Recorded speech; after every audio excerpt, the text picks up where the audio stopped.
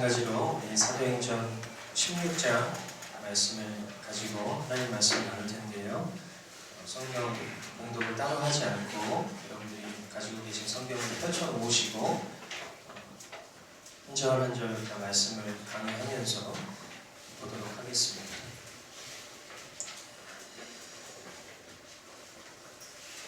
안디옥 교회 그리고 또 초대교회인 예루살렘 교회에 율법 논쟁이 한창 벌어졌었고, 그리고 그 일들에 대해서 이제 초기 교회 공의회라고 말할 수 있는 예루살렘 회의가 열려서 우리가 율법, 할례 이런 것들은 구원의 필요 충분 조건이 아니라 오직 믿음으로 구원을 얻는다라는 이 이신칭의 교리에 대해서 초대교회가 그것을 하나님 말씀 가운데에서 확인하고, 그리고 이방인들에게도 동일한, 그리고 혈통상 유대인들에게도 동일한 오직 예수 그리스도를 믿는 믿음으로 구원 얻는 것이다.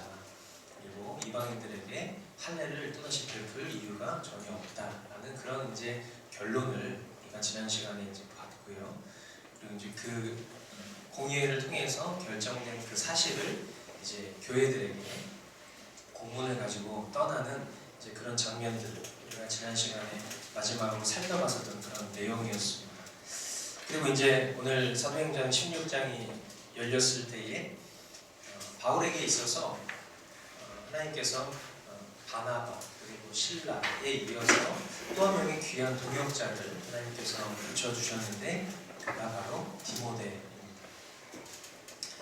성경이 디모데를 설명하고 있기를 신실한 믿음의 가문에서 자란 자로서 후맹이 있어서 많은 이들에게 칭찬받는 그런 자다라고 이렇게 표현을 하고 있어요. 그러니까 여기서 말하는 이제 신실한 믿음의 가문이라고 하는 것은 예수 그리스도를 믿는 가문을 말하는 건 아니고, 이제 유대교도로서 여호와 하나님을 온전히 믿고 따르는 그런 가문에서 자란 그런 아주 하나님을 경외하는 태도만큼은 이제 백그라운드로 잘 보존되어 있는 그런 자로서, 또 신앙과 삶이 일치가 되는 품행에 있어서도 많은 이들에게 칭찬받는 그런 자였다, 이렇게 설명을 하고 있습니다.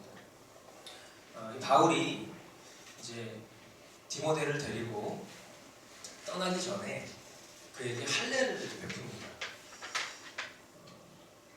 할례를 받지 않아도 구원받는데 아무 문제가 없다라는 그 공문을 가지고 가는 사람이 왜 이 디모데에게 할례를 베풀었을까? 혹시 의아한 마음이 있을 수 있는데,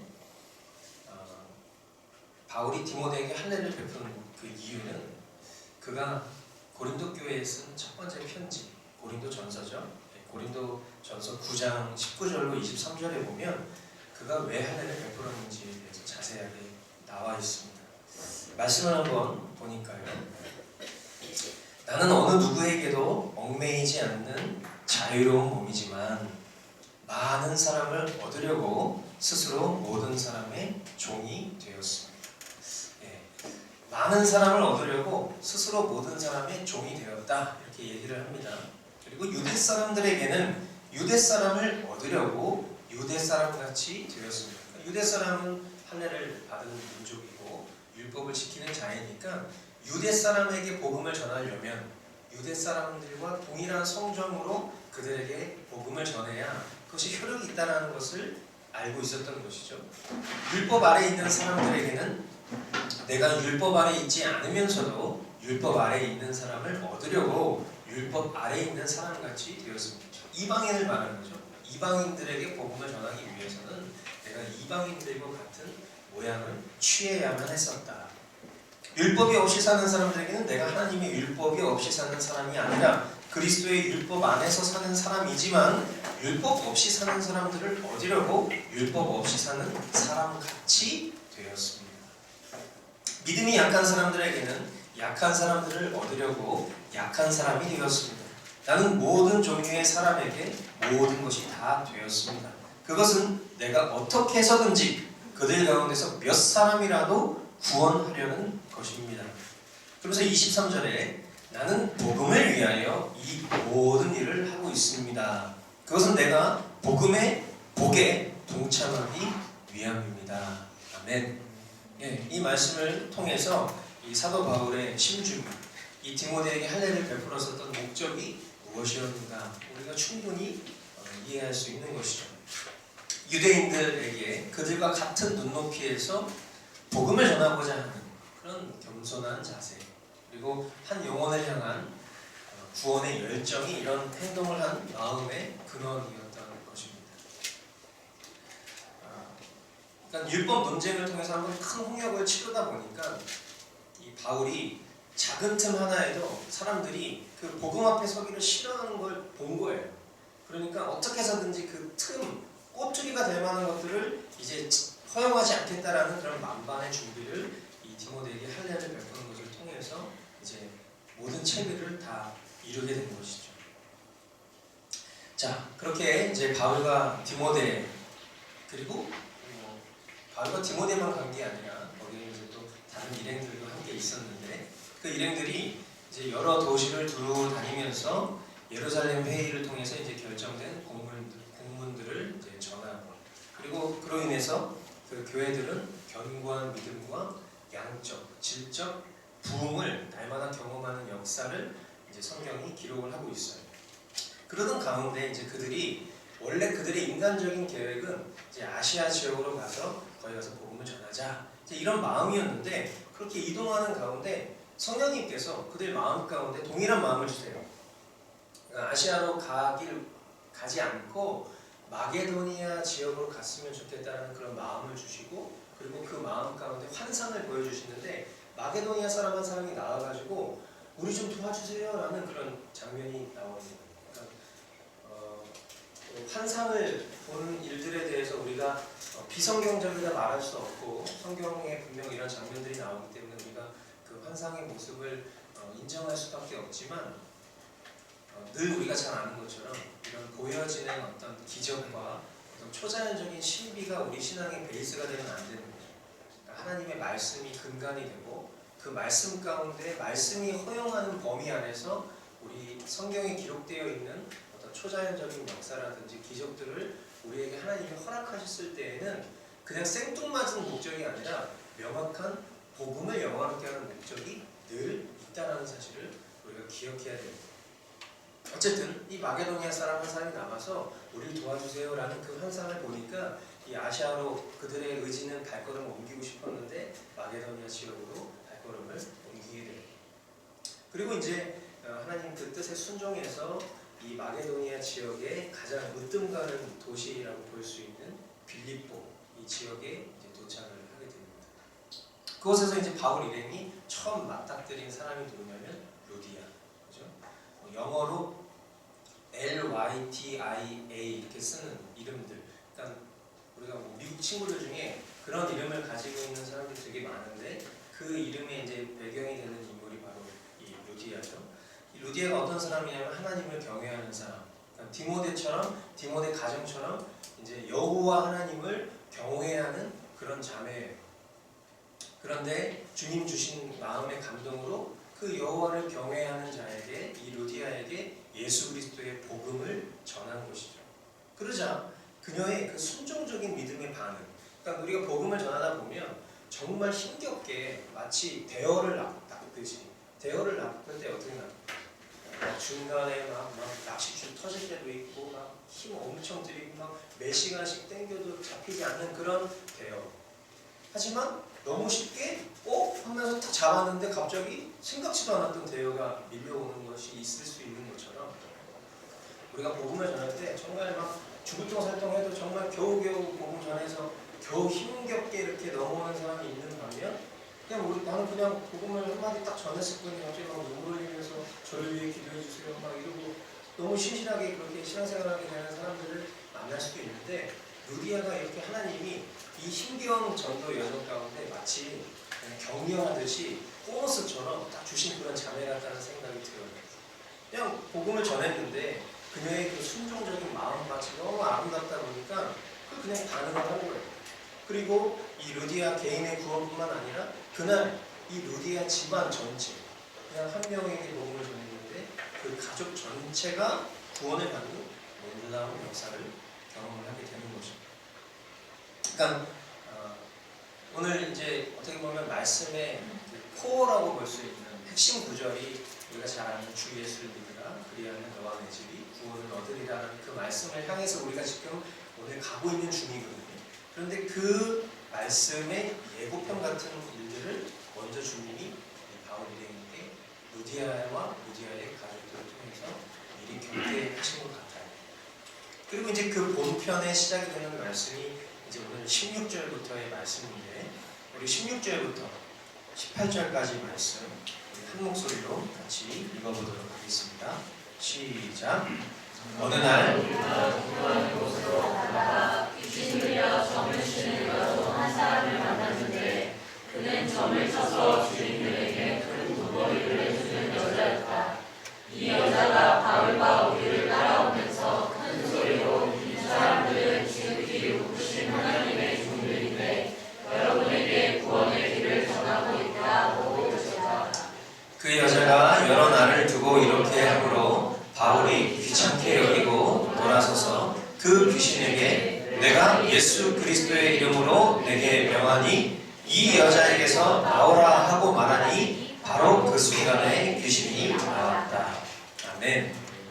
자, 이 말씀에 우리가 잠깐 좀 머물 필요가 있다고 생각이 드는데 여기 보면 16절에 보니까 귀신 들려 점을 치는 이렇게 표현을 하고 있어요. 우리는 호기심으로 사주팔자를 막 통계라고 주장하면서 보기도 하고 그리고 재미삼아서 손금점을 보기도 하고 극장에 가는데 시간이 남으니까 타워점을 보기도 하고 몰래 집사님 이런 분들이 몰래 무당 찾아가지고 신점을 치기도 하는데 여러분 기억하십시오. 점을 보는 것은 귀신의 활동입니다.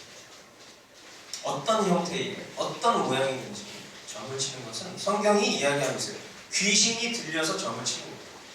그러니까 심령에 하나님과 동행하는 자다라고 말을 하는데 점을 보는 것은 이미 그 심령 가운데 하나님의 인도함을 받지 않는 영혼일 가능성이 있다는 것을 우리는 명백하게 기억해야 하는 부분이라고 저는 생각해요. 더 놀라운 건 있어요. 이 귀신 들린 여자의 반응이에요. 그녀는 이 바울 일행을 따라오면서 뭐라고 얘기하냐면 예를 들어서 막 그 복음 전도를 막 방해하고 막 오물을 뿌리고 막 옆에 와가지고 쌍욕을 해대고 막 이러면 괜찮을 텐데 오히려 지극히 정상적으로 보일 텐데 그런 모습이 그 바울 일행을 따라오면서 뭐라고 하냐면 이 사람들은 지극히 높으신 하나님의 종들이며 복음을 전하고 있다 이렇게 얘기를 해요. 너무 신박한 점괘를 치는 거예요. 그렇죠? 점을 볼 거면 이런 사람한테 가서 점을 봐요. 너무 신박한 사람들. 그렇죠? 용한 무당인 거예요. 그러니까 참된 신, 유일한 신이신 하나님을 알아보는 그런 존재예요. 그것도 본문 18절을 보니까 여러 날을 따라다녀요.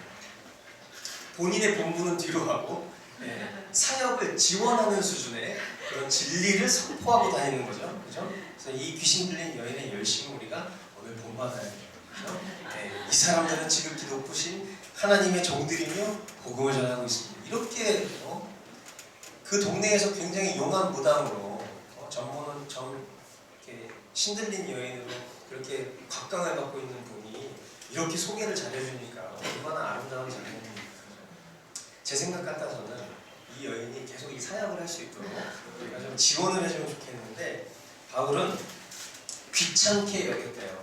그러니까 얼마나 열심히 했으면 귀찮게 여겼겠어요. 그죠? 그래서 귀한 사역의 도구로 쓰면 좋지만 바울은 한마디로 간단하게 그녀 안에 머물던 사탄의 영을 쫓아내요. 귀신 쫓아내는 수준의 기적이 어느 정도냐면 예수 그리스도, 오늘 우리가 찬양의 모든 가사 가운데 그 예수 그리스도라는 너무나 귀한 주님의 이름을 우리가 고백했는데 이 예수 그리스도의 이름 한마디로 귀신이 떠나가요. 그러니까 우리가 보통 귀신을 뭐 축사 사역한다 뭐 이런 표현들을 쓰는데 축사 사역을 할 때 사실은 어떤 다른 어떤 스킬이 필요한 게 아니라 그냥 그 예수 그리스도 이름, 그 거룩하시고 존귀하신 그분의 이름을 선포하는 것만으로도 이렇게 쉽게 귀신이 떠나가는 모습을 보는 거예요. 그러니까 우리가 믿음이 없어서 그런 놀라운 역사의 주인공이 되지 못할 뿐이지 사실은 온전한 믿음, 겨자씨만한 믿음이 있으면 정말 사람이 하면 이 두렵고 불가능해 보이는 일이지만 주님이 하신 그 예수 그리스도 이름이 하시면 그 어떤 행동조차도 필요 없는 명령 수준의 일인 것이죠. 할렐루야. 너무 아름다운 장면이고 너무 가슴 벅차고 뭐 좀 웃기기도 하고 너무 이제 귀한 일이었는데 이 사건 때문에 이제 사단이 벌어지는 거예요. 불편한 일이 생기기 시작하는 거죠.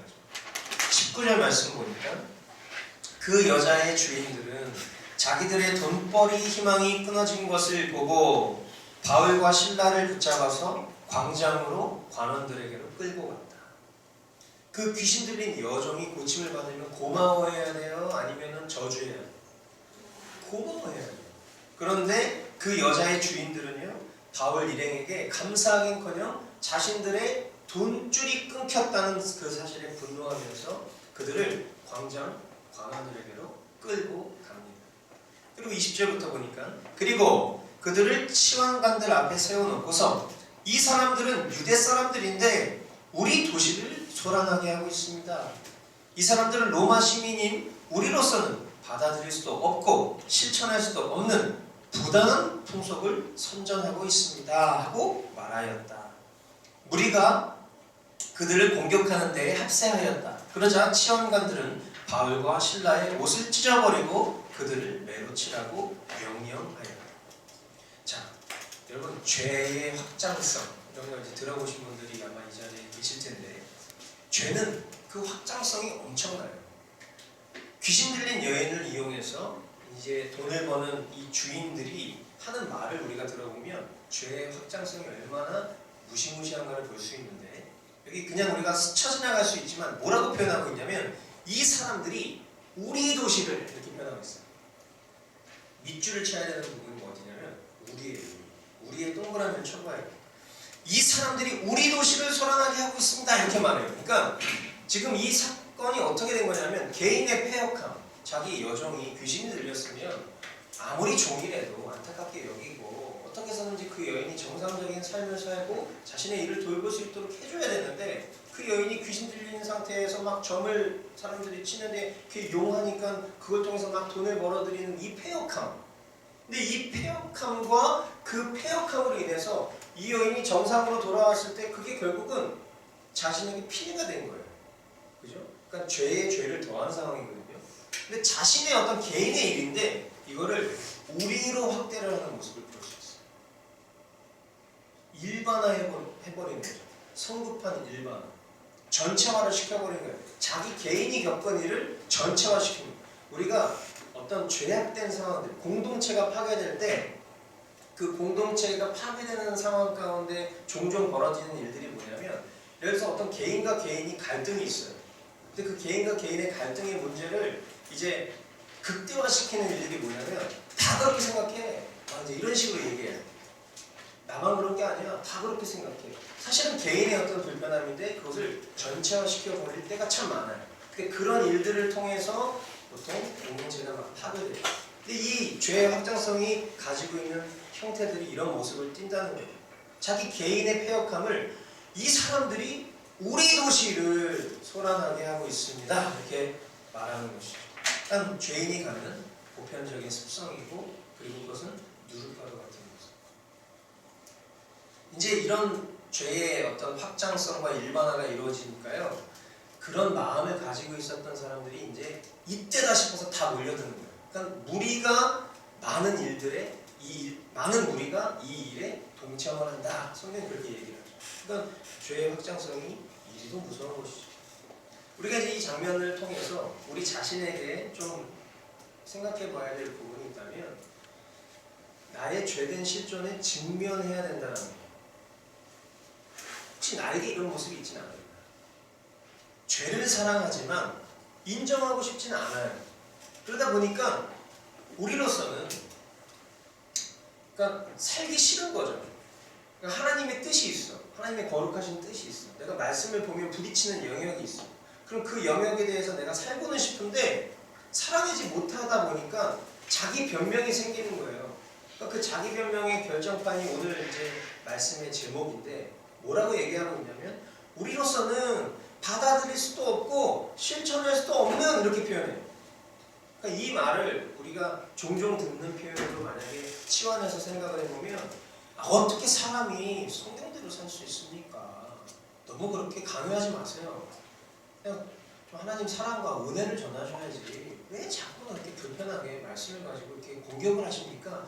이런 얘기들을 우리가 자주 듣잖아요. 근데 보면은 그게 아닌 거죠. 그러니까 우리는 죄된 실존에 직면을 해서 그것을 통과해야지만 하나님의 통성한 사랑과 은혜를 누릴 수가 있는 게 당연한 것인데, 죄된 실존에 직면하는 것은 회피하고 싶고 그냥 하나님의 사랑과 은혜만을 누리고 싶어하는 그런 마음들이 이들 내재적인 이 존재적 죄인의 모습이었다.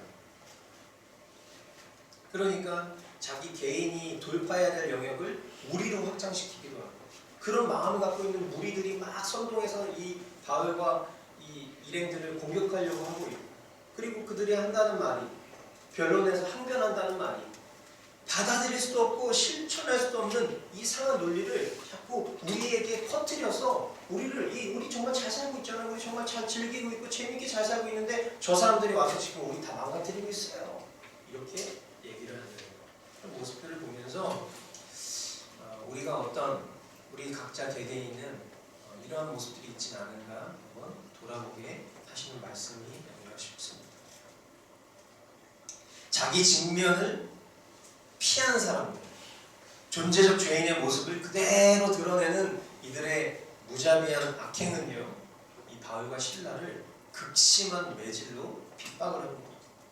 수많은 사람들이 모여있는 광장에서 말로 형용할 수 없는 누명과 오해를 막 주면서 옷을 찢어 벗기는 수치와 죽음의 위협, 그리고 어둡고 차가운 그런 감옥 한가운데 바울과 실라가 그렇게 던져져 있습니다. 이 장면을 보면서 저는 골고다 언덕을 오르시는 예수님을 떠올리게 됐어요. 십자가 위에서 성부 하나님께 버림을 받은 것 같은 극심한 고통 중에도 오늘을 살고 있는 바로 우리 한 사람 한 사람, 바로 나를 위해서 그 고통을 이겨내셨던 주님처럼 바울과 실라는 진정 주님의 사람들의 모습을 보입니다. 참된 그리스도인의 모습을 보여요. 25절, 한밤쯤 되어서 바울과 실라가 기도하면서 하나님을 찬양하는 노래를 부르고 있는데 죄수들이 듣고 있습니다. 할렐루야. 여러분, 이 장면 한번 상상해 보세요. 대낮에, 넓은 대낮에 사람들 다 모여있는 한복판에서 옷을 막 찢어 벗겨가지고 사람들 앞에서 알몸을 다 보이는 그런 수치를 겪으면서 사람들이 막 때리는 거예요. 그러니까 온몸이 멍투성이고 피투성이고 막 여기저기 부러지고 금가고, 얼마나 수치스럽고 고통스럽겠냐. 그런 그들이 차가운 그 감옥 바닥에 앉아가지고 시름시름 앓기도 힘든 그런 판국인데, 그 상황 속에서 하나님을 찬양하는 노래를 부르고 있는 그 장면을 한번 여러분 생각을 해보십시오. 이게 그리스도인의 모습입니다. 성도에게 고난은 필수다. 우리가 자주 하는 얘기죠. 그런데 참된 성도는요, 믿음으로 그 고난을 이깁니다. 네, 고난은 우리에게 필수예요. 여러분. 앞으로 반드시 우리가 진정한 그리스도인이라면 예수 이름 때문에 모든 세상이 우리를 미워하는 그런 날이 올 거라는 겁니다. 지금도 부분적으로는 그런 일들을 겪고 있지만 실질적인 이와 같은 장면들을 우리가 충분히 겪을 수 있는 시대가 도래할 거라는 거예요. 근데 그런 상황 가운데 참된 성도는 믿음으로 그 고난을 이겨낸다는 거죠. 무기가 뭐예요? 말씀, 기도, 참. 그냥 복싱을 배워야겠다, 주짓수를 배워야겠다, 고난이 찾아오면 내가 그 고난을 힘으로 이겨내야겠다, 이런 어리석은 생각을 제가 했었어요. 네, 그런데 다 정말 무의미한 생각이죠. 네, 정말 비참한 생각인 거예요. 내가 아무리 무슨 싸움을 잘해도 누굴 이겨? 이렇게 군중을 어떻게 이겨? 참된 성도의 실력은 말씀과 기도, 찬양이다. 겨자씨만한 믿음으로 산을 바다에 던질 수 있는 것처럼 바울과 실라의 믿음의 결과가 어떠냐? 이런 극심한 고난과 환난 가운데서도 말씀과 기도 찬양으로 이겨낸 그들의 믿음의 결과가 어떠냐? 26절부터 30절이 그 믿음의 결과를 보여줍니다. 그때에 갑자기 큰 지진이 일어나서 감옥의 터전이 흔들렸다. 그리고 곧 문이 모두 열리고 모든 죄수의 수갑이며 착고가 풀렸다. 간수가 잠에서 깨어서 옥문들이 열린 것을 보고는 죄수들이 달아난 줄로 알고 검을 빼어서 자결하려고 하였다. 그때 바울이 큰 소리로 그들은 스스로 몸을 해치지 마시오. 우리가 모두 그대로 있어 하고 외쳤다. 간수는 등불을 달라고 해서 들고 뛰어들어가 무서워 떨면서 바울과 실라 앞에 엎드렸다. 그리고 그들을 바깥으로 데리고 나가서 물었다. 두 분 사도님, 내가 어떻게 해야 구원을 얻을 수 있습니까? 아멘. 그들의 그 믿음의 결과가 이렇게 놀라운 장면으로 보여집니다. 바울과 실라가 갇혀있는 감옥에 지진이 나고 모든 감옥의 문이 열리고 모든 죄수의 수갑과 착고가 풀린 것도 엄청난 대단한 기적이에요. 그죠? 이게 그냥 막 땅이 흔들리니까 이 집안이 흔들려서 이게 뭐 풀리고 이게 아니에요. 여기 묶여 있는 수갑이 지진 난다고 풀립니까? 그게 아니에요. 그러니까 이 장면은 그냥 우리가 어떤 SF 영화 같은 거 그런 데서 볼 수 있는 장면 같은 거죠. 탁탁탁탁탁 이런 상황인 거죠. 이런 상황. 근데 이제 이런 상황에서 이런 장면이 우리는 기적처럼 보이는데 영안으로 보면 하나님의 시각으로 보면 이 장면보다 더 놀라운 기적이 있어요. 그건 뭐냐면 이 간수가 두려움에 자결하려던 순간에서 바울과 실라 앞에 그 일을 멈추고 엄청난 질문을 던졌다는 게 진짜 기적이에요. 이 간수가 뭐라고 질문했어요? 내가 어떻게 해야 구원을 얻을 수 있습니까? 여러분, 이 질문 우리가 종종 만나는 질문이죠. 우리가 성경을 보다 보니까 성경을 안 봤을 때는 몰랐는데 성경을 보다 보니까 존재적 죄인이 구원을 얻기 전에 반드시 던지는 질문이 있더라. 근데 그 질문이 뭐냐? 내가 어떻게 해야, 제가 이제 어떻게 하면 좋겠습니까? 이 질문이 나옵니다. 여러분이 만약 이 질문을 듣는 입장이면 누군가가 여러분 앞에 엎드려서 사도님, 형제님, 자매님, 목사님, 전도사님, 어떻게 하면 제가 구원을 얻을 수 있겠습니까? 만약에 이런 질문을 여러분 받으신다면 여러분 뭘 하고 대답해 주시겠어요? 여러분 마음 가운데 드는 여러 대답이 있을 텐데 성경은 그 모범 답안을 가르쳐 주십니다. 16절로 31절 우리가 다 아는 말씀 우리 힘있게 한 목소리로 읽어보도록 하겠습니다. 시작! 그들이 대답하였다. 주 예수를 믿으시오. 그리하면 그대와 그대의 집안이 구원을 얻을 것이다. 네, 힘있게 읽으신 거 맞나요? 네, 주 예수를 믿으세요. 그러면 그대의 집안이 구원을 얻을. 이렇게 얘기하면 안 돼. 아무리 진리가 강해도 말이야. 여러분 전하시는 통로가 힘있게 하셔야죠. 주 예수를 믿으시오. 할렐루야. 네. 그리하면 그대와 그대의 집안이 구원을 얻을 것입니다. 네, 지금 하루 종일 조 터지고 피나고 부러지고 금가고 그런 상황 가운데서 찬양하던 자들이 놀라운 하나님의 역사를 보고 있는 가운데 그 하나님의 계획, 아니 이루려고 하나님이 우리 여기 보냈어? 고작 하나님 이루시려고 환상 가운데 마게도니아 사람 보내신 거야? 원망하기도 부족한 상황. 근데 그런 상황 가운데에서 하나님이 이 일들을 이루셨을 때 그때 이들 가운데 담대히 선언하는 진리, 주 예수를 믿으시오. 그리하면 그대와 그대의 집안이 구원을 얻을 것입니다. 사람이 구원 얻는 방법이 오직 예수 그리스도를 믿는 길밖에 없다. 아멘. 그리고 더욱 놀라운 역사는 개개인 각자가 예수 그리스도를 믿음으로 구원받는 것은 분명한 것이지만 그것은 그 집안의 복음이 전달되어서 그 집안까지 구원을 얻는 축복의 통로가 된다는 사실이에요. 할렐루야. 바울 일행이 루디아를 만나서 복음을 전하고 그 가족 전체가 구원을 받게 된 사건을 이 사건 앞에 미리 겪게 하셨습니다. 그리고 귀신 들린 여인을 고쳐준 사건 때문에 그 자체로만 보면 너무 주님이 이러려고 우리 여기 보내셨구나 이렇게 생각할 수 있는 상황이에요. 그런데 그 일 때문에 엄청난 고난을 겪게 하시고 하나님 원망할 법도 한 그런 상황에서 하나님의 거룩하신 뜻이 어디 있었냐? 바로 여기 있었던 거예요. 이 감옥의 간수와 그 가족을 구원하시는 거예요. 아깝습니까? 안 아깝습니까? 아깝잖아요, 솔직히. 이 간수랑 나 오늘 끌고 다녔던 사람 별로 살려주고 싶지 않아요.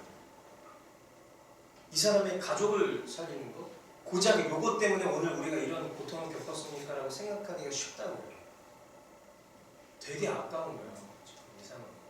이 사람들의 구원을 위해서 하나님이 이루셨었던 일들이 인간적인 생각으로 아까워지고, 그런데 그런 마음이 없었던 거예요. 하나님의 마음으로 살아가는 사람들이 택한 자를 어떻게 해서든, 너무 대단하죠. 어떻게 해서든이야 지금 상황. 하나님 택한 자를 어떻게 해서든지 구원해 내시는 그 놀라운 섭리가 얼마나 위대한가를 그들이 보고 겪고 있는 거죠. 오늘 본문을 통해서 우리가 살펴본 것처럼 복음 전도자로 살면 정말 다이나믹한 인생을 살 수밖에 없다. 그죠? 복음 전도자로 살면 다이나믹한 인생을 살 수밖에 없어요. 성령님의 인도하심을 통해 환상을 보기도 하고, 순종적인 루디아 같은 사람을 만나 복음을 전했더니 가족 전체가 믿는 큰 보람을 누리기도 하고, 귀신 들린 여인을 예수 이름 그 한마디로 고치기도 했다가 이해할 수 없는 극심한 핍박과 환난 가운데 고난을 겪기도 하고, 그 일 끝자락에 하나님의 본심을 깨닫는 구원의 역사를 경험하기도 하는 정말 다이나믹한 역사는 복음의 증인의 삶의 기본이죠. 우리가 이런 삶을 봤을 때 이런 삶이 극단적인 삶입니까? 아니면 지극히 정상적인 그리스도인의 삶입니까? 지극히 정상적인 삶을 우리 지금 보고 있는 거예요. 그 중에서도 아마 성경에 기록되지 않은 더 많은 사건들이 있었겠죠. 이 초대교회 성도들 가운데, 이들의 삶 가운데. 그냥 그것을 대변하는, 예표하는 사건을 구속사적 관점에서 주님이 기록해 주셨을 뿐이라고 저는 생각해요. 자, 이들이 믿는 예수님과 우리가 믿는 예수님이 다릅니까? 이들의 삶과 우리의 삶이 다릅니까? 다른 건 전혀 없어요. 만약에 다르면 진짜 위험한 거예요. 근데 아무것도 다른 게 없어요. 그럼 여러분에게 질문을 드리고 싶어요. 여러분 이런 삶을 살고 싶으세요? 한 분 대답하신 것 같아요. 사실 수 있겠습니다. 이런 삶, 이런 다이나믹한 삶을 여러분들이 살고 싶으십니다. 오늘 말씀의 제목처럼 하나님과 상관없는 자들은 이러한 삶을 뭐라고 얘기하냐면 받아들일 수도 없고 실천할 수도 없는 삶이라고 말하는 거예요. 그러니까 내 마음의 내면의 태도가 이거는 성경에서 좀 극단적으로 얘기한 것 같아요. 이런 삶은 우리 주변에 정말 내가 존경하고 사랑하고 정말 잘 믿는다고 여기는 그런 우리 같은 그리스도인들 안에서 좀처럼 보기 힘든 일이고, 아마 이런 일들은 거의 대부분 선교지 같은 데서 일어나는 일들이야라고 우리가 만약에 생각하고 있으면 이 생각이랑 똑같이 하고 있는 거예요. 받아들일 수도 없고 실천할 수도 없는 삶이라고 단정 짓는 거예요, 우리가. 그런데 만약에 이것이 지극히 정상적인 모습이고 당연하고 마땅한 삶이다 라고 만약에 우리 가운데 생각이 든다면 그거는 어떻게 보면 참된 성도라고 볼 수 있어요. 하나님의 역사와 성경이 이야기하고 있는 이 생생한 삶을 우리가 그것을 전적으로 믿고 동의하고 있기 때문에. 사랑하는 성도 여러분, 저와 여러분의 삶이 성령님께 온전히 붙들림 바 되어서 정말 어디를 가든지 무엇을 하든지 성령님의 감동과 도우심이 여러분에게 늘 떠나지 않는 그런 삶 되기를 바라요. 그로 말미암아 주님이 나와 동행하시는 것으로 인하여서 주님이 나를 통해서 주님의 마음을 한 글자로 얘기하면 뭐예요? 복음이에요. 복음.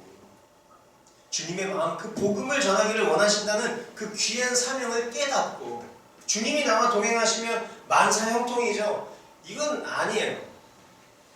우리 편에서 봤을 때 하나님 편에서는 만사형통 맞는데 우리 편에서는 우리 기준으로 하나님 잘 믿으면 모든 일이 다 잘 되는 것 같지 않을 때 훨씬 많아. 적어도 공중권세자는 사단이 진을 치고 있는 이 세상 가운데는 더 힘들어.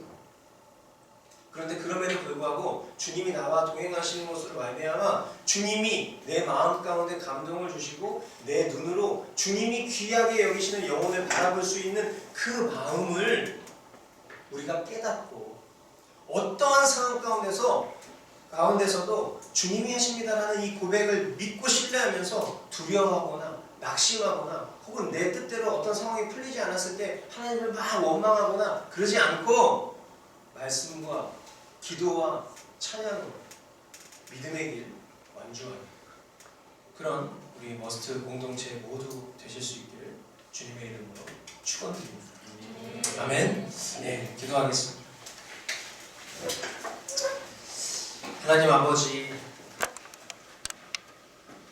오늘 우리가 이 사도행전 말씀을 통해서 받아들일 수도 없고 실천할 수도 없는 그런 하나님의 뜻이라 여기는 이들의 모습과 또 그러한 그들을 향해 하나님의 시선 잃지 않고 예수 그리스도의 십자가 복음 증거하며 그 어떤 고난과 박해 가운데에도 하나님을 신실하게 찬양하며 그렇게 주님을 의뢰하고 신뢰하여 섰던 바울 일행의 모습을 통하여 우리 자신의 모습을 돌아보기를 원합니다. 과연 나는 어떤 믿음을 가지고 살아가고 있는가? 예수 그리스도의 거칠고 험한 그 십자가의 길을 쫓는 제자로 산다 말하면서 자기 부인과 십자가를 짊어지고자 하는 그런 믿음의 의지는 과연 나에게 있는가? 그런 자기 스스로의 질문 가운데 설 때마다 우리는 항상 비참하고 우리의 연약함을 보게 됩니다. 그러나 주님, 우리가 한 가지 소망을 줄 수 있는 귀한 사실은 이런 우리의 연약함과 비참함 가운데에도 기필코 하나님 편에 세우셔서 하나님의 마음 부어주시고 하나님의 뜻 가운데 온전히 이 모든 믿음의 길을 완주할 수 있도록 도우시는 것이 우리 개인의 결단과 의지와 열심과 최선이 아니라 하나님의 은혜임을 고백합니다. 그렇게 주님, 오늘 이 자리에 모인 모든 성도들이 주님 앞에 간구할 것은 하나님 우리의 믿음을 더 강하게 하여 주시옵소서가 아니라 주님, 내가 주님과 더 동행하기를 원합니다. 주님이 내 안에, 내가 주님 안에 거하시는 그 놀라운 신비가 단 한순간에도 꺼지지 않는 우리의 전부 되기를 원합니다. 주님 마음 우리에게 허락하여 주시옵소서. 주님이 공급하시는 힘과 능력으로 말미암아 이 믿음의 길, 예수의 길 완주할 수 있도록 주여 우리를 이끌어 주시옵소서. 오래 참아 주시옵소서. 그렇게 고백하는 우리 모든 고백 될 수 있도록 주님 인도하여 주시옵소서. 이 시간 주님 앞에 귀한 예물을 드립니다. 하나님, 이 예물이 예수의 길을 걷는 우리 공동체에게 그 예수 그리스도를 전파하는 귀한 예물로 사용될 수 있도록 도와주시고, 특별히 이번 주 전교인 수련회로 우리가 함께 모이는데 하나님 이 수련회의 모든 여정 가운데 함께 하사 선포하고 증언하는 교회로 다시 한번 우리 교회가 더욱 견고히 서나아가는 놀라운 은혜의 시간 될 수 있도록 주님 인도하여 주시옵소서. 이르실 주님 기대하옵고 우리 주 예수 그리스도의 이름으로 기도하옵나이다.